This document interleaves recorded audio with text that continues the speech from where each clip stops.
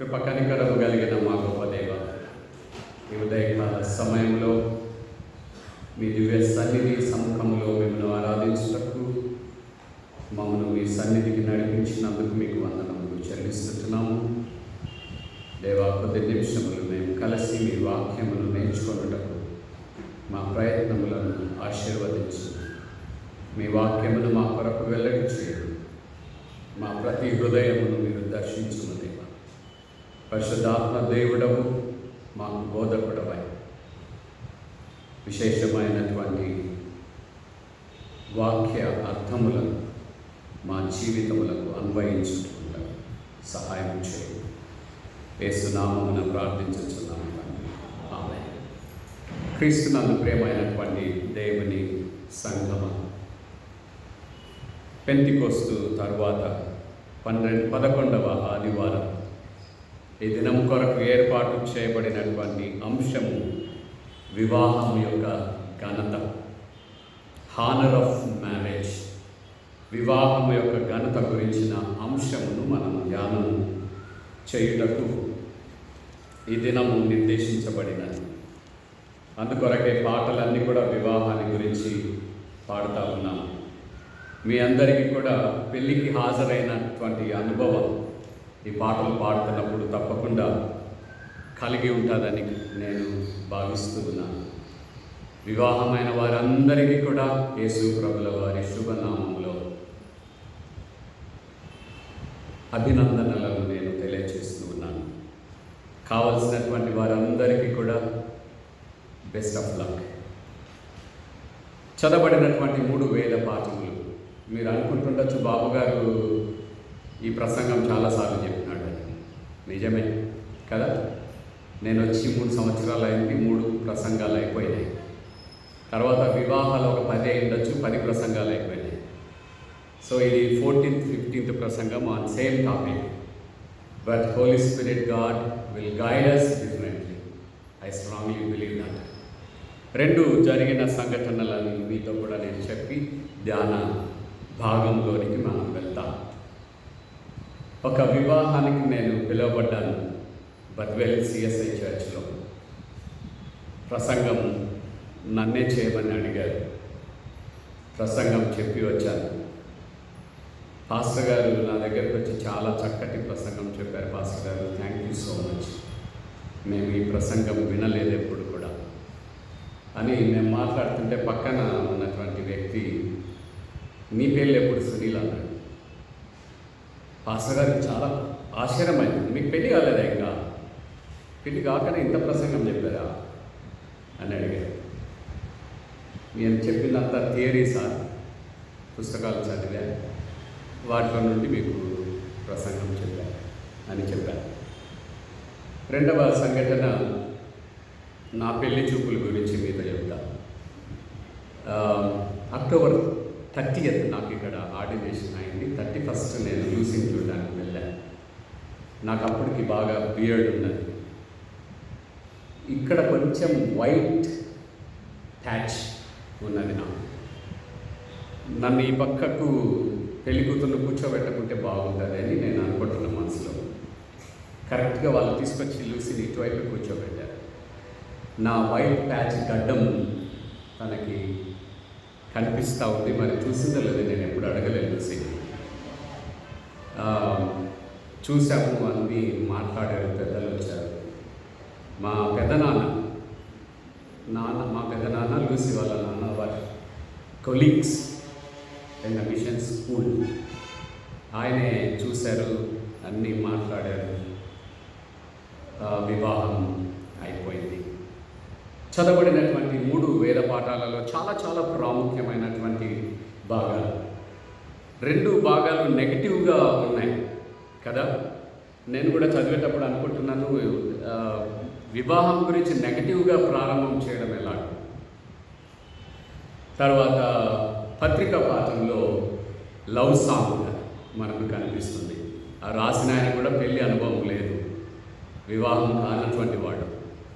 Anyhow, వేద గ్రంథంలో వివాహాన్ని గురించినటువంటి నిగూఢమైనటువంటి భావాలు మీతో కూడా నేను చెప్పాలని ఆశపడుతూ ఉన్నాను.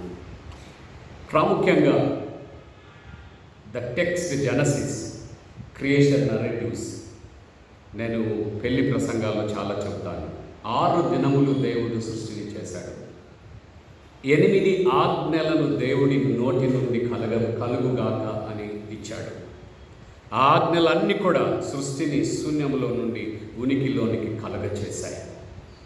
But on the 6th day when it comes to creation of human beings, దేవుడు మానవులను నిర్మించుచున్నటువంటి సందర్భంలో వాడబడినటువంటి హీబ్రూ మాట తోహువా బోహు. తోహువా బోహు.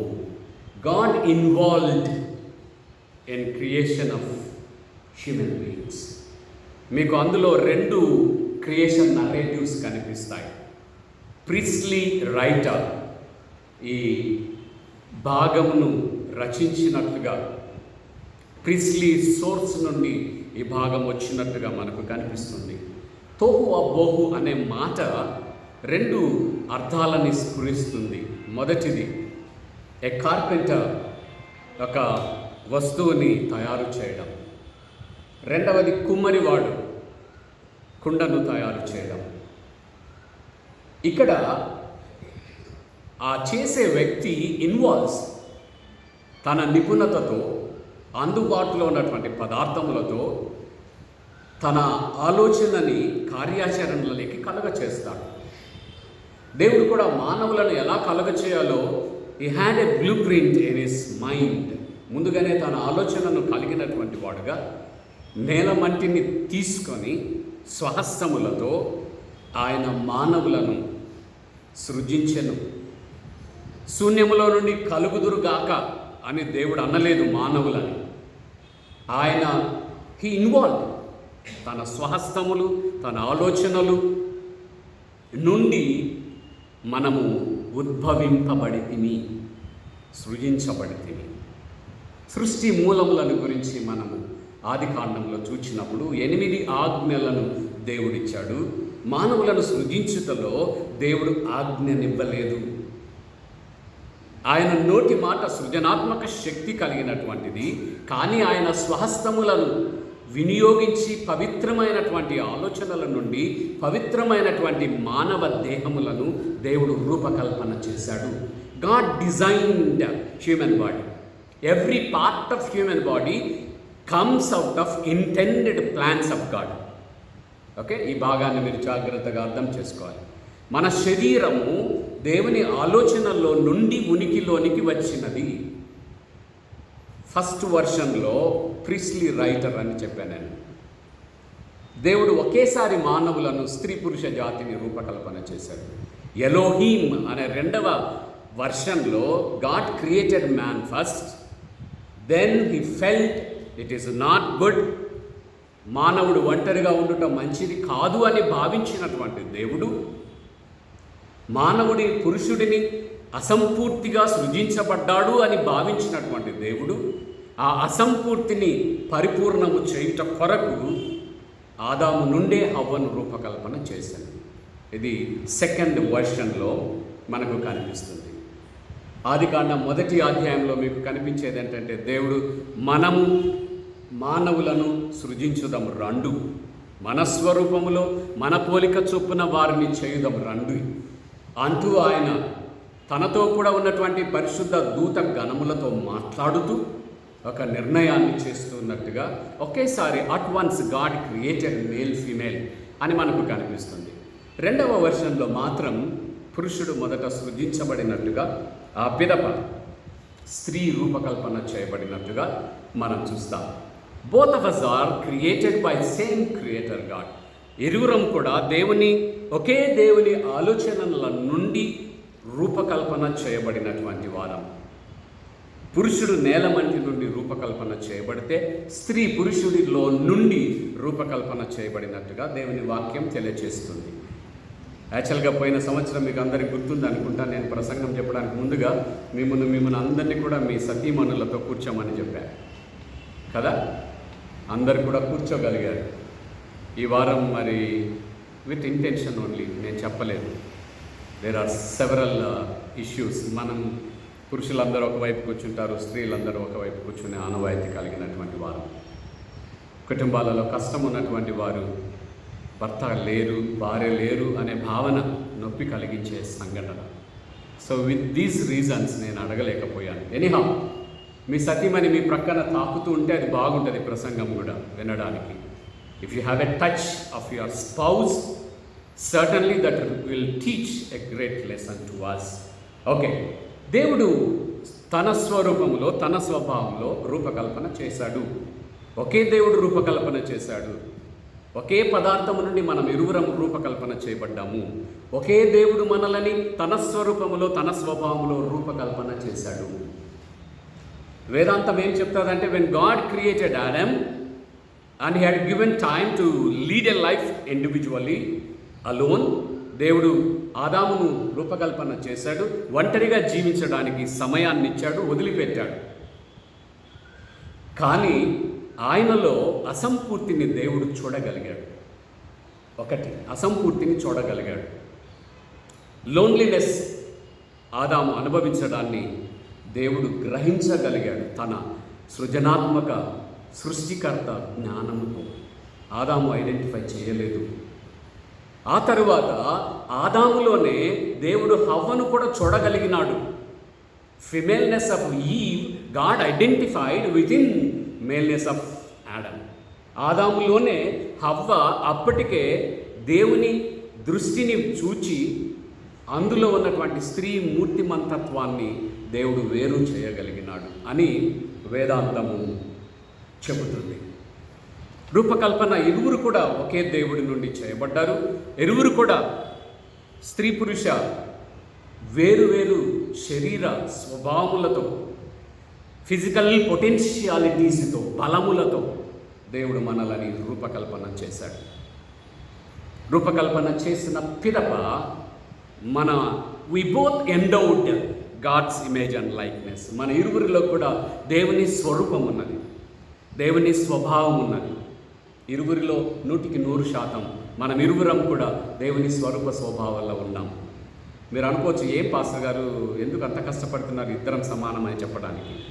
నిజమే, మన సమాజం పురుషాధిక్య సమాజం, స్త్రీని అణిచివేయడానికి ఇష్టపడుతున్నటువంటి సమాజం, స్త్రీని అంచులలోనికి నెట్టివేసినటువంటి సమాజం. యేసుప్రభుల వారు జీవించుచున్న కాలము నాటికి వచ్చి వాళ్ళు యేసుప్రభుల వారితో మాట్లాడుతున్నారు, విడాకులు ఇవ్వచ్చా లేదా? అది ప్రశ్న నాండి. విడాకులు ఇవ్వచ్చా లేదా? ఎంత గర్వంగా మాట్లాడుతున్నారు తెలుసా వాళ్ళిద్దరు, వచ్చిన వాళ్ళందరూ కూడా. శాస్త్రుల పరిశీలు మరలా ధర్మశాస్త్రాన్ని పునికి పుచ్చుకొని అన్నీ నేర్చుకున్నటువంటి వారు, అర్థం చెప్పేవారు. వాళ్ళకు అర్థం కాలేదని యేసుప్రభుల వారిని అడుగుతున్నారు. To show their superiority, male chauvinism, గర్వాన్ని చూపించుకోవడానికి యేసుప్రభుల వారి దగ్గర అడుగుతూ ఉన్నారు. మరలా నేను పాత నిబంధన దగ్గరికి వెళ్తూ ఉన్నాను. ఆదాము గాఢ నిద్రను కలగ చేశాడు. దాని అర్థం ఏంటంటే, గాఢ నిద్ర కలగ చేయడం దైవ సంకల్పం. ఆ దైవ సంకల్పము నుండి హవ్వ ఆదాము దేహం నుండి వేరు చేయబడ్డం దైవ సంకల్పం. లేకపోతే చాలా డిమాండ్స్ చెప్తాడు, నా ఎముక ఎందుకు తీస్తున్నావు, నా మాంసం ఎందుకు తీస్తున్నావు, అయ్యయ్యో నేను అంగీకరించాను అనేటోడు. అవన్నీ దేవుడు చెప్పకుండా గాఢ నిద్ర కలగ చేశాడు. ఈ సృష్టిలో మనము గమనించినట్లయితే దేవుడు చేయించిన ఈ కార్యములన్నీ కూడా దేవుని జ్ఞానములో నుండి, ఆలోచనలో నుండి ఉనికిలోనికి వచ్చాయి. Women is a recent model. దేవుడు రూపకల్పన చేశాడు. క్రీచర్లీనెస్, వాళ్ళిరువురిలో కూడా కనిపించని అనుబంధం మనకు కనిపిస్తుంది. అది ఎవరు అర్థం చెప్పలేనటువంటి క్రీచర్లీ వన్నెస్ మనకు కనిపిస్తుంది. వారు దేవుని సృష్టిలో ఒక భాగముగా, దేవుని ఆలోచనలలో నుండి ఉనికిలోనికి వచ్చినటువంటి వారుగా, they both created in order that they can live together. వారు కలిసి జీవించగలిగినటువంటి వెసులుబాటు వారి వ్యక్తిత్వములో, వారి మనస్సులలో, వారి భావోద్రేకములలో, వారి దేహములో దేవుడు రూపకల్పన చేశాడు. Chair created. ఒక చైర్ కార్పెంటర్ గారు తయారు చేస్తారు. It's intended for a person comfortably SIT. కూర్చోవడానికి అనుకూలంగా అది చేయబడుతుంది. Human being is created as a man women in order that they can live together. వారు కలిసి జీవించగలిగినటువంటి వెసలుబాటు దేవుడు మానవ దేహంలో రూపకల్పన చేశాడు. Adam first time identified, I am created as a man to live together with my wife Eve. నా ప్రక్కనే నాతోనే సమానముగా సృజించబడినటువంటి స్త్రీతో కలిసి సహజీవనం చేయగలిగినటువంటి సామర్థ్యాన్ని ఆదాము తన దేహములో గుర్తించుకున్నాడు. హవ్వ ప్రక్కకొచ్చి నిలబడినప్పుడు, అవ్వ కూడా ఆదాము ప్రక్కన నిలబడినప్పుడు గుర్తించగలుగుతూ ఉన్నది, నేను కూడా ఈ పురుషుడితో కలిసి సహజీవనము చేయగలిగినటువంటి సామర్థ్యాన్ని నేను కలిగి ఉన్నాను. ఇంట్రా క్రీచర్లీ రిలేషన్షిప్ థియాలజీలో చెప్తున్నటువంటి మాట. Intra క్రీచర్లీ relationships. వీరిరువురు కలిసి సహజీవనము చేయగలిగినటువంటి సృష్టిలో భాగముగా దేవుడు వారిని సృజించినట్టుగా మనం చూస్తాం. చాలా చోట్ల పురుషుడు మొదట సృజించబడ్డాడు, స్త్రీ రెండవసారి సృజించబడ్డది. పురుషుడు నేలమంటి నుండి సృజించబడ్డాడు, స్త్రీ పురుషుడి నుండి సృజించబడ్డది. కాబట్టి హైరార్కీ దేవుడే కలుగచేశాడు. ఈ మధ్య నేను మదనపల్లి వాట్సాప్ గ్రూప్ చూస్తూ ఉన్నా. ఎవరో ఒకరు పెట్టారు, there is a hierarchy in human society, God, Christ, man, women, children అని పెట్టాడు. చూసారు ఎవరన్నా? మీరు అందరూ మదనపల్లి గ్రూపులో ఉన్నారు కదా, పెట్టారు. అది ఇట్స్ రాంగ్, తప్పు. అది ఈ ఆదికాండం 2 అధ్యాయాల్లో కూడా మీకు హైరార్కీ కనిపించదండి, కనిపించదు. They both are very precious to God. They are unique in the sight of God. దేవుని దృక్పథంలో, దేవుని దృష్టిలో స్త్రీ పురుషులు ఇరువురు కూడా చాలా చాలా విలువైనటువంటి వారు. వారిని ఒకరితో ఒకరికి పోల్చి చూడడానికి అస్సలు విలువ లేదు. క్లాటోపెన్ 1965వ సంవత్సరంలో చేయబడినది, 1975వ సంవత్సరంలో చేయబడ్డది. పోల్చి చూడొచ్చు. టెక్నికాలిటీస్లో కొంచెం డెవలప్ చేసిండొచ్చు, కానీ హ్యూమన్ బీయింగ్స్లో ఒకరిని ఒకరు పోల్చి చూడడానికి వీలు లేని రీతిగా దేవుడు మనలని రూపకల్పన చేశాడు. పురుషుడు తన శరీర స్వభావములతో, man with his manly physical potentialities is unique. Woman with her physical potentialities is unique. శరీర ధర్మములు వేరువేరుగా ఉండునట్టుగా దేవుడు మనలను రూపకల్పన చేశాడు. Human body comes out of holy God. Because it comes of holy God, human body is holy, sacred, పవిత్రమైనటువంటిది.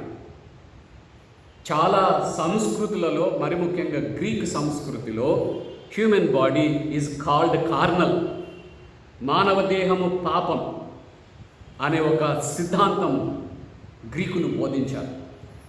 అదే సిద్ధాంతం మనకు కూడా ఉంది మైండ్లో. ఇప్పుడు దేహాన్ని మనం ఎప్పుడు కూడా చెరపట్టి స్వాధీనం చేసుకొని జాగ్రత్తగా కాపాడుకోవాల్సినటువంటి ఒక ప్రమాదము కలిగించే వస్తువుగా మనం భావిస్తాం.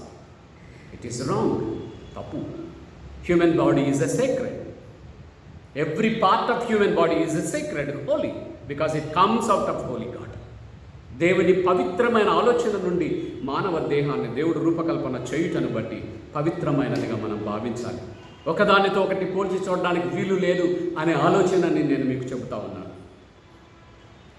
రెండవ ఆలోచన, స్త్రీ పురుష దేహ వైరుధ్యం, సోషియాలిటీ, బహుళత్వం. మానవ దేహములో ఉన్నటువంటి బహుళత్వం, పురుష దేహంలో ఉన్నటువంటి వేరు అవయవములు, స్త్రీ దేహంలో ఉన్నటువంటి వేరు అవయవములు, comes out of intended plans of God. దేవుని ఆలోచనల నుండి ఉనికిలోనికి వచ్చినవి. పురుషుడికి స్త్రీ ప్రేమ పరిచయం చేయబడుటకు దేవుడు స్త్రీని సృజించాడు. స్త్రీకి పురుషుడి ప్రేమను పరిచయం చేయటం కొరకు దేవుడు స్త్రీని సృజించాడు. అక్కడ రాసినటువంటి మాట apt companion, fitting helper. Women is a fitting helper to man. Man is a fitting helper to women.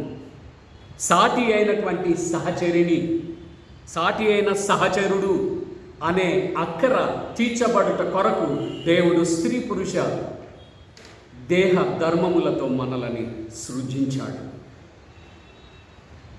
Women has goodness in her body for herself and goodness for her husband. స్త్రీ తన దేహంలో తనకు మంచిని కలిగి ఉన్నది. స్త్రీ తన దేహంలో కలిగి ఉన్న మంచిని పురుషుడి కొరకు కూడా కలిగి ఉన్నది. Hope you are understanding. Man has a goodness in his body for himself. He has a goodness in his body for his wife. పురుషుడు తన దేహంలో తనకు మంచి కలిగి ఉన్నాడు. అది భార్యకు కూడా మంచితనమును కలుగ చేయగలుగునట్లుగా దేవుడు మానవ దేహములను రూపకల్పన చేశాడు. శరీర వ్యత్యాసముల గురించి నేను మాట్లాడుతున్నాను.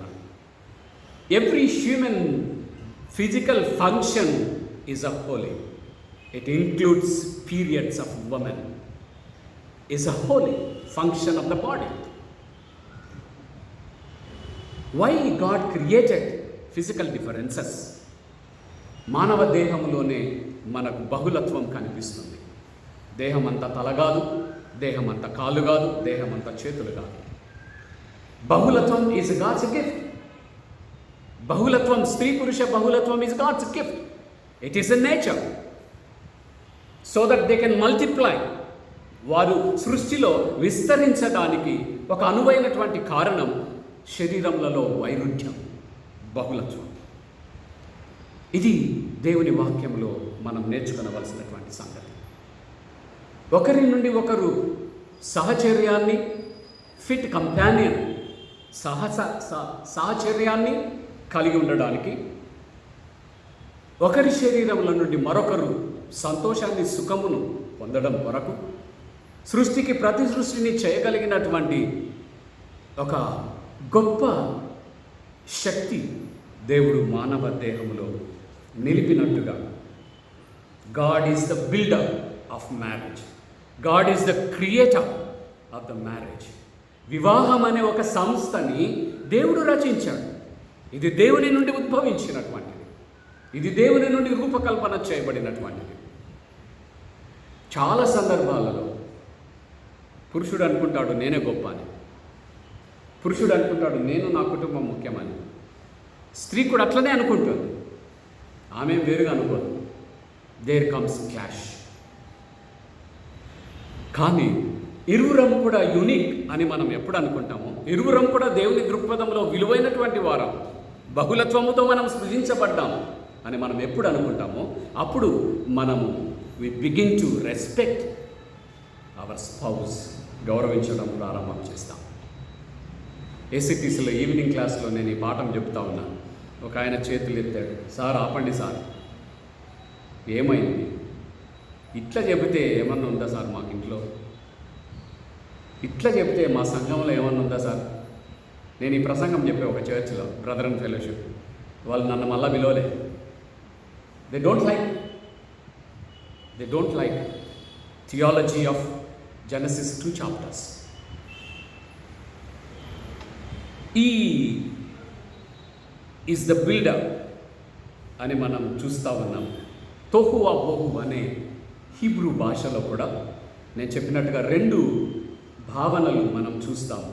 కుమ్మరివాడు వస్తువులు తయారు చేయడం, అలాగనే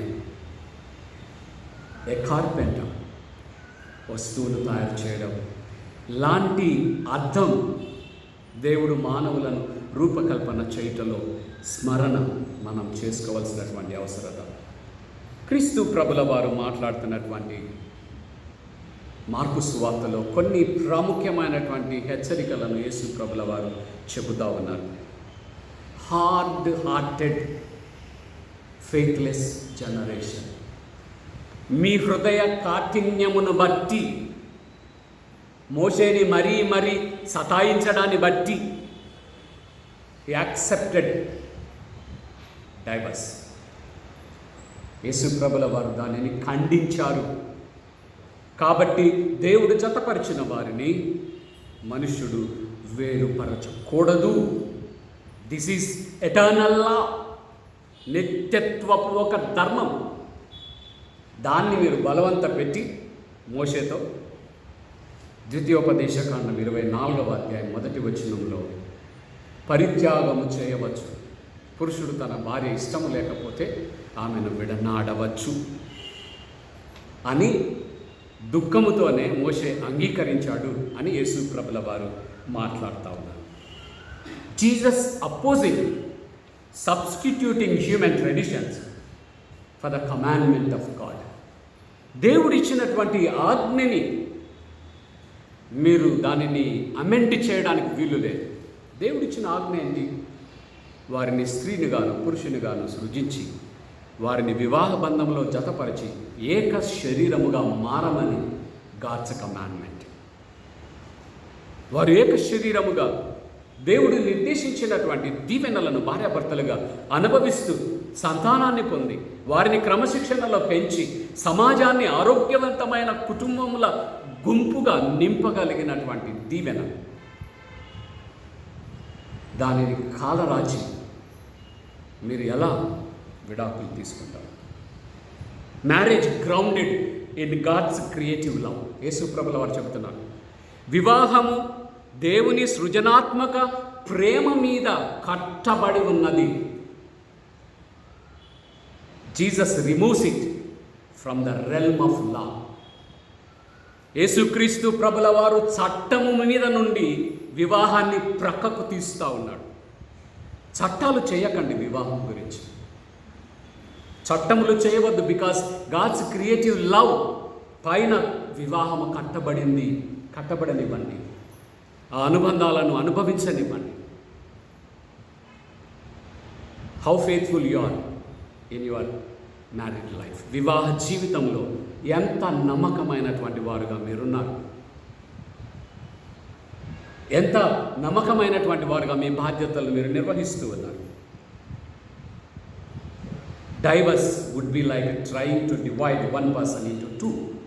యేసుప్రభుల వారు చాలా కోపంగా చెప్తున్నారు, ఒక దేహాన్ని చీల్చి రెండు భాగాలుగా చేయడమే మీ దృక్పథంలో విడాకు. ఇది దేవుని సంకల్పమునకు విరుద్ధమైనది. ప్రేమ అనే చట్రము మీద, ప్రేమ అనే పునాదుల మీద వివాహ బంధములను అనుబంధములను దేవుడు నిర్మించమని ఆజ్ఞాపించాడు, కోరుకున్నాడు. మీరు కలిసి ఆనందముతో సంతోషముతో ఒకరికొరకు ఒకరు జీవించి భూమిని నింపండి, ఫలించండి, వృద్ధి చెందండి, భూమిని స్వాధీనం చేసుకోనండి. This is the commandment of God. దీనిని ఆటంకము చేయవద్దు. యేసుక్రీస్తు ప్రభుల వారు ఒక క్రొత్త సందేశాన్ని మానవ సమాజానికి ఇస్తూ ఉన్నట్టుగా మనం చూస్తాం. దేవుని ప్రియమైనటువంటి వారులారా, సమయ ప్రభావాన్ని బట్టి ఐ కెనాట్ కంటిన్యూ, ఇంకా ముందుకు వెళ్ళడానికి వీలు లేదు. నేర్చుకున్నటువంటి ఈ వేదాంతంలో వివాహము అనే బంధములో కుటుంబములుగా వర్ధిల్లుచున్నటువంటి మనం, let us enjoy new meaning in married relationships. వివాహ అనుబంధములలో క్రొత్త భావములను, మన వ్యక్తిత్వాన్ని మనం కోల్పోనవసరం లేదు, మన హక్కులను కోల్పోనవసరం లేదు. మన హక్కులను మనం కాపాడుకుంటూ ఇద్దరము కలిసి జీవించుటలో దేవుని పరిశుద్ధ సంకల్పములను ఆస్వాదిస్తూ దేవుని మహిమార్థంగా కుటుంబ వ్యవస్థగా మనం వర్ధిల్లుటకు దేవుడు తన కృప మనందరికీ అనుగ్రహించునుగాక. ప్రార్థన. కృపగల మా దేవ, మీ పరిశుద్ధ నామములకు వందనములు. వాక్యములు మేము నేర్చుకుంటున్నటువంటి వివాహము యొక్క పవిత్రత మాకు బోధించాలి దేవ. అనుదినము మేము నేర్చుకున్నటకు మాకు శక్తిని అనుగ్రహించిన దేవ. విత్తబడిన వాక్యము మా హృదయాలలో ఫలించినట్లు మా కుటుంబ వ్యవస్థ నూతన అర్థములతో, నూతన బంధములతో పెనవేసుకొనుటకు సహాయం చేయమని యేసు నామమున ప్రార్థించుచున్నాము తండ్రి. ఆమేన్. ప్రకటన